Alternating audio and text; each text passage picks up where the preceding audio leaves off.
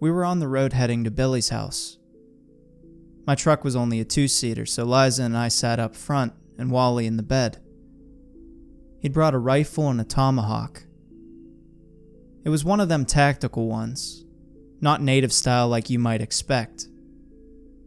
I also had one of my dad's old rifles hanging up in the back of the cab and a revolver in the glove box. We had a bit of a ride, so I figured I'd get something off my chest. "Why'd you leave the mountain?" I asked. "Wouldn't you like to?" "Well, yeah, but why'd you leave my dad behind?" Liza sat quietly for a moment, watching the trees go by out the window. "I was only 17 when I had him. I wasn't ready to be a mother. I wasn't ready for a lot of things. But the idea of raising a child on that mountain was too much.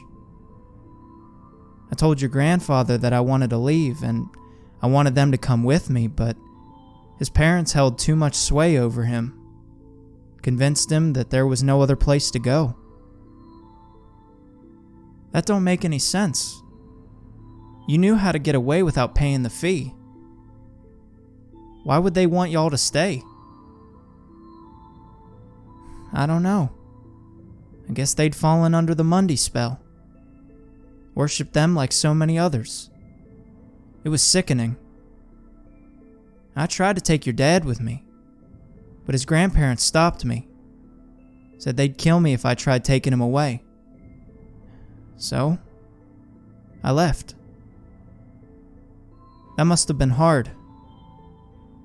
"It was at first, but I checked on him periodically. Made sure he was being raised right." "You came back to the mountain?" "Yep. I never stayed long. Just long enough to see your dad was alright. Nobody ever saw me." "When did you stop checking on him?" "When he moved out of your grandfather's house. I hated knowing that he paid that horrible fee to live on his own." "Why didn't you tell him about the dream catchers? He could have left and never had to pay that damn fee." "Well, I guess I figured he wouldn't want to leave, like his father." "Well, he wasn't like his father. Paying that fee broke his heart." Liza fell quiet again and went back to looking out the window. We drove on in silence the rest of the way and eventually came upon Billy's driveway. The house was hidden a little ways back in the woods. "This is it," I said. Liza tapped on the rear window, and Wally jumped out at the end of the driveway. He took his rifle and tomahawk and disappeared into the woods. We rolled down the driveway and got out of the truck. Billy met us out front with a shotgun in hand. "Well, well," he began. "You found the old hag?" Georgia and Sadie came out on the porch behind him and stood by the door with their arms crossed and arrogant looks on their faces. "Yeah, I got her. Where's my mom?"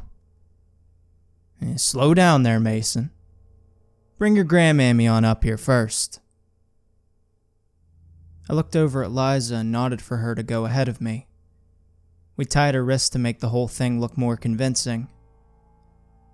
"That's it," said Billy as we got closer. "I want to get a good look at the one who got away." Suddenly, there was a wet thump behind Billy and a spray of blood off to his side. Sadie's eyes got real big as she let out a petrified wail. Billy turned around. "Georgia?"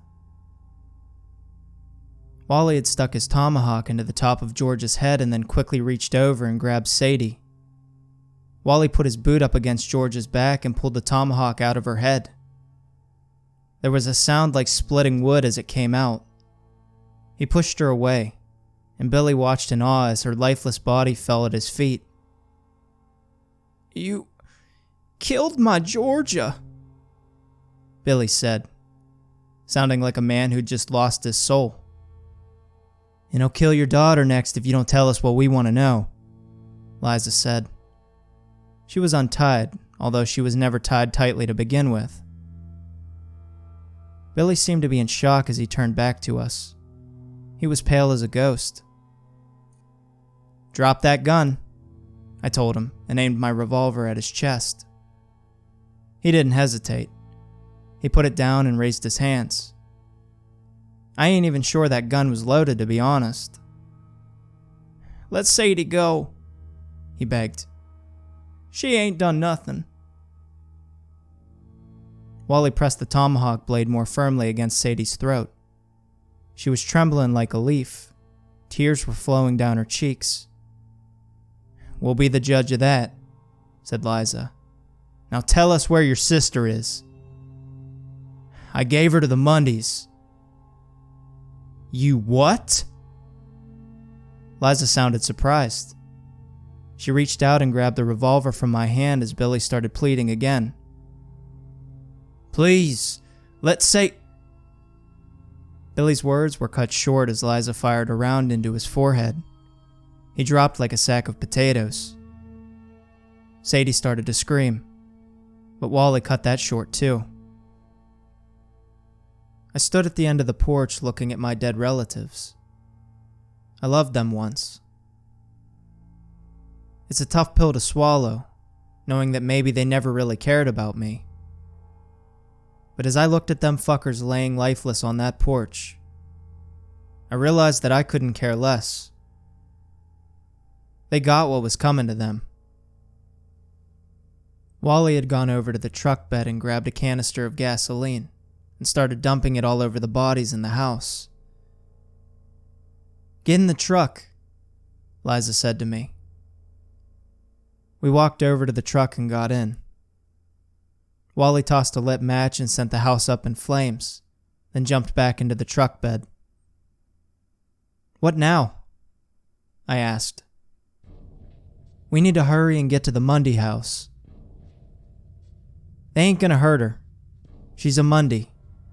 We're protected." "Nobody's protected, Mason. They lied to you. Now get moving."